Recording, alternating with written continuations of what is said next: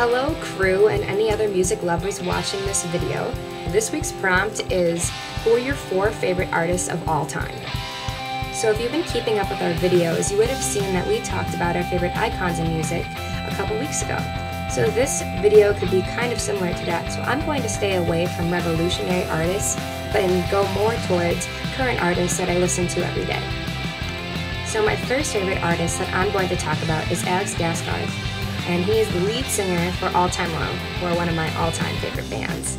So he writes a lot of his own lyrics, which I really respect that trait in artists, because a lot of times when you become more mainstream, you end up getting ghostwriters for a lot of things, which isn't a bad thing per se, but I just think it makes his music a lot more relatable. I've been listening to All Time Low for a super long time, basically since I think 6th grade, and now I'm 20, so I've been listening to these guys for a long time. I got their poster right there.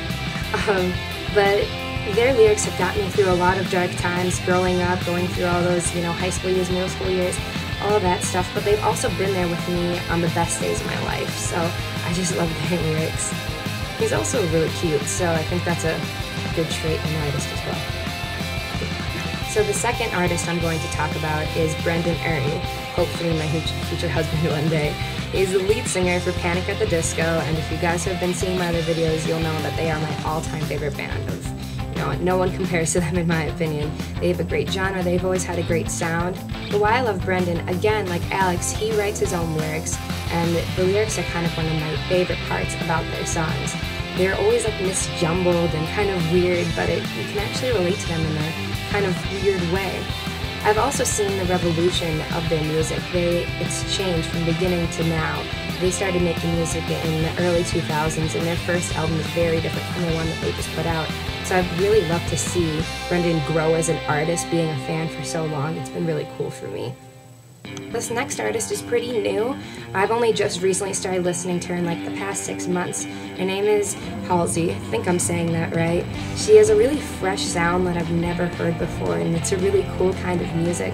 She's also not afraid to be herself at all. She's kind of out there if you actually really watch her interviews and stuff like that. She's kind of strange, but I really respect that, because being in the spotlight, she's not afraid to be who she really is, and it's kind of respectable. She's also a really great live performer. I'm seeing her at the end of this month, hopefully, if that works out, and I'm really excited because she always puts on a really good concert. It's always a really fun environment.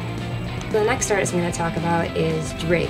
I've been obsessed with Drake since he played Jimmy Brooks on Degrassi, and it's cool because I've been able to see some of his very first raps that he did on that show, and it's just funny to compare to how huge his music career is now and how those songs are a little bit different.